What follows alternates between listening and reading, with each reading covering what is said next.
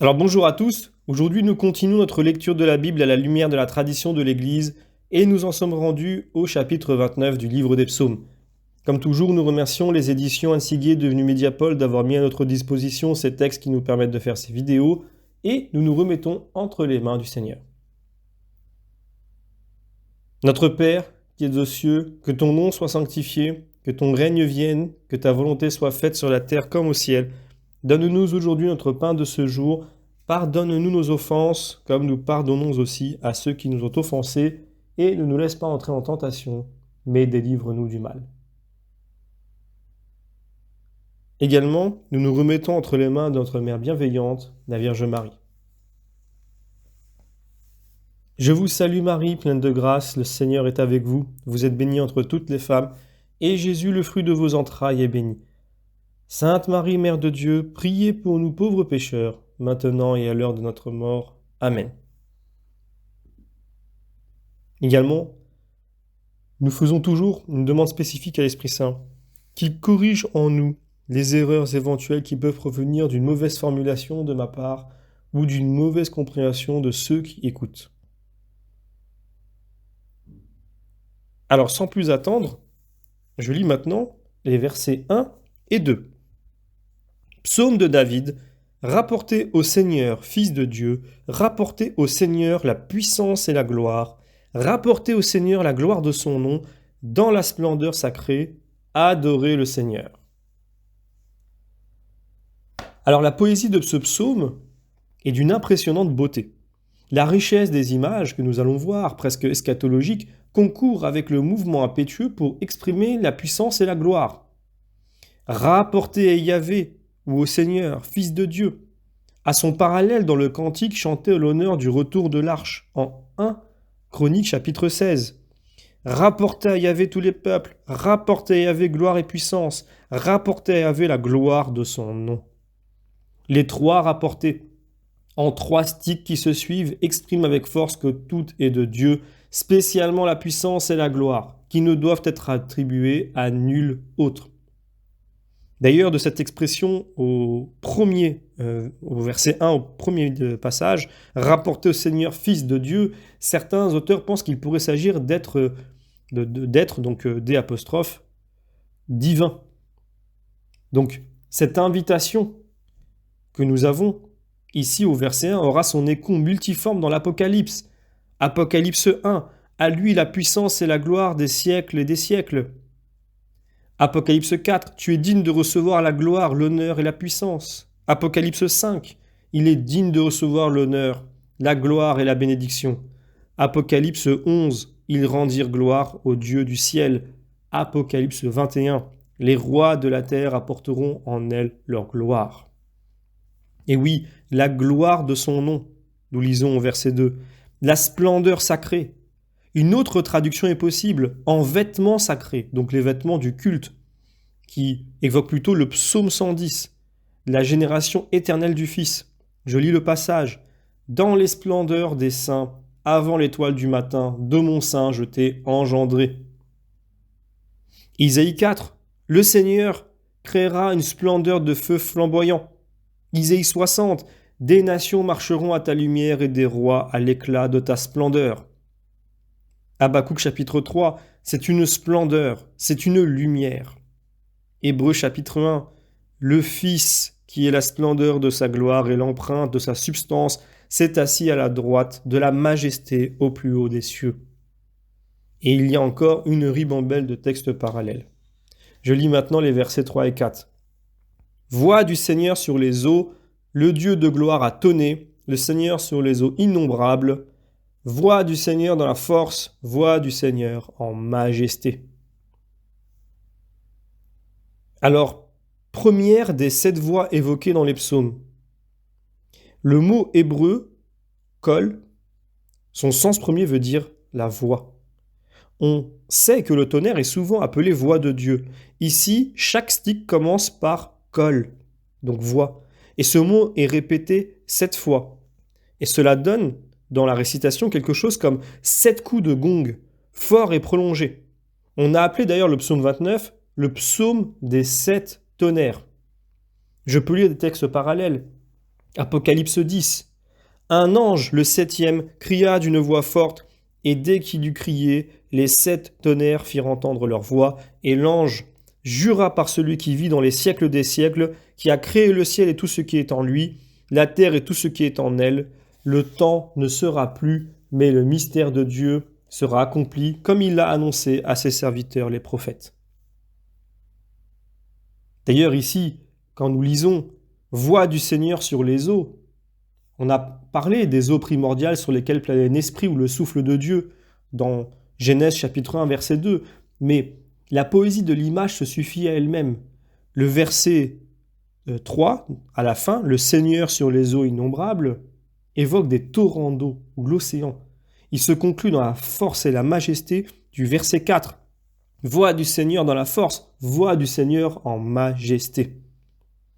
Et évidemment, nous avons des textes parallèles, notamment 2 Pierre chapitre 1. Il a reçu de Dieu son Père l'honneur et la gloire de cette voix qui est descendue vers lui, de la gloire magnifique. Celui-ci est mon Fils, le bien-aimé.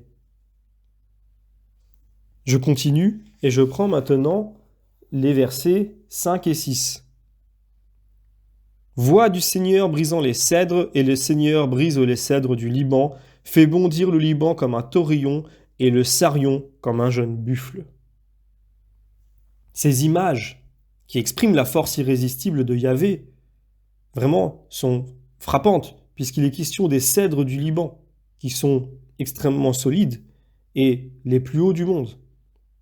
Avec donc moins de poésie, le psaume 114 parle de montagnes qui sautent comme des béliers et des collines qui bondissent comme des agneaux.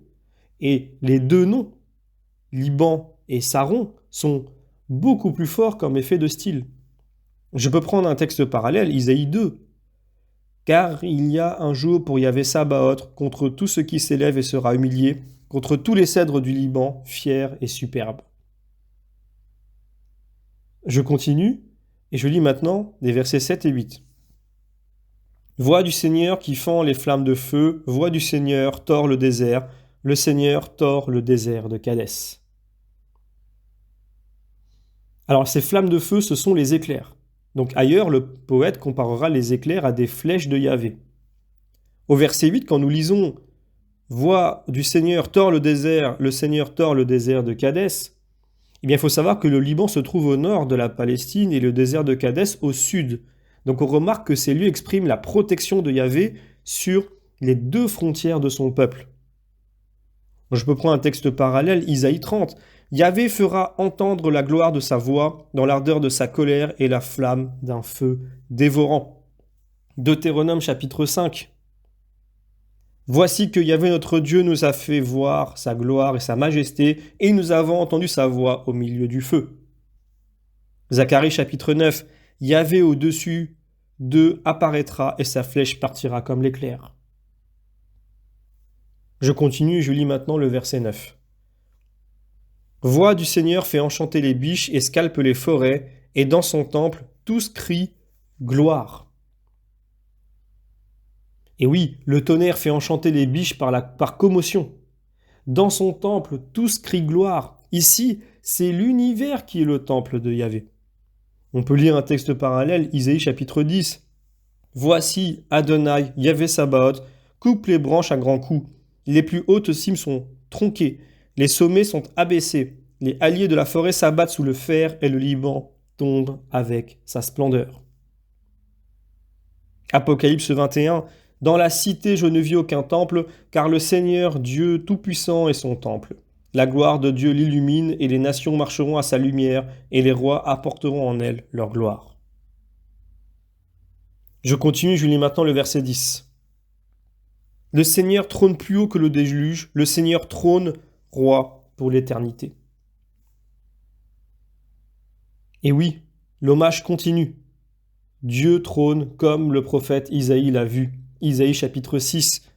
L'année de la mort du roi Osias, je vis Adonai assis sur un trône, haut et sublime, et la retombée de sa gloire remplissait le temple. Des séraphins se tenaient au-dessus de lui, ils avaient chacun 6 ailes. De 2 ailes, ils se couvraient la face, de 2 ailes, ils se couvraient les pieds, et de 2 ailes, ils volaient. Et ils clamaient l'un vers l'autre, disant « Saint, Saint, Saint, Yahvé Sabaoth, toute la terre est emplie de sa gloire. Les gonds des portes vibraient à cette clameur et le temple se remplit de fumée. Et oui, si je devais prendre un texte parallèle, ce serait Baruch chapitre 3. Toi, tu trônes éternellement. Je termine avec le verset 11.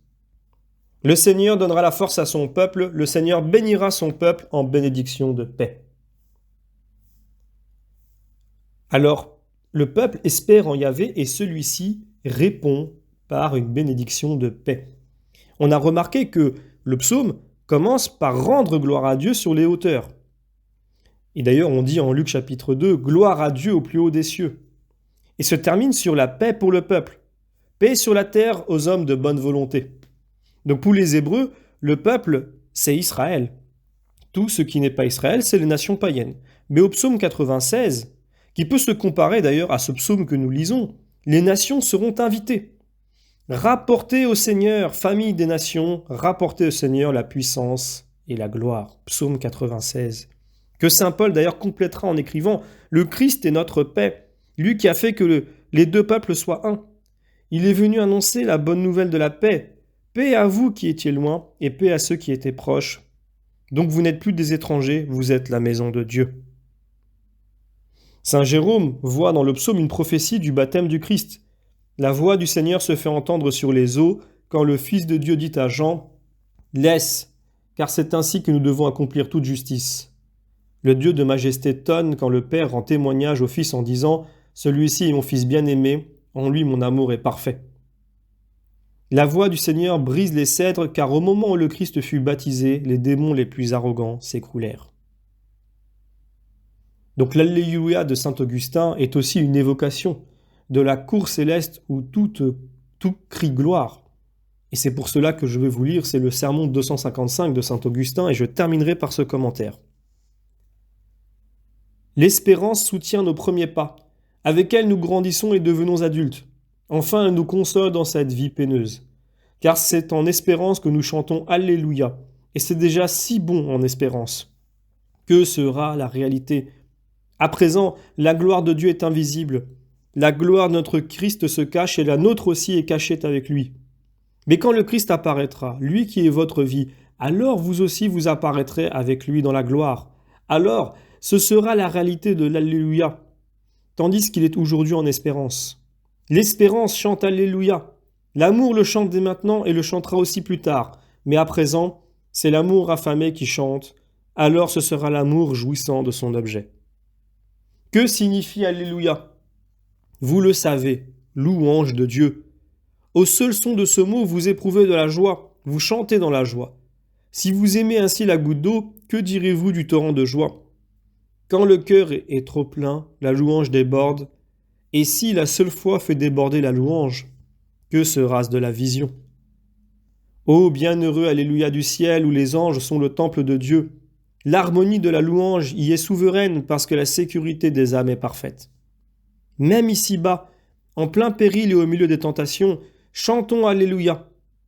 Mes frères, chantons non pour charmer un repos qui n'est pas de ce monde, mais pour alléger notre effort comme on chante en marchant. Chante, mais marche. Charme ta fatigue en marchant, ne mollis pas. Chante et marche. Qu'est-ce à dire marche ? Avance dans le bien, ne te trompe pas de chemin, ne reviens pas en arrière, ne reste pas sur place, chante et marche. Voilà. Donc nous terminons ici la lecture de ce passage des psaumes. J'espère que vous avez apprécié et que vous prenez autant de plaisir que moi à lire ces textes avec vous. Et je vous donne rendez-vous pour la prochaine vidéo où il sera question du psaume chapitre 30.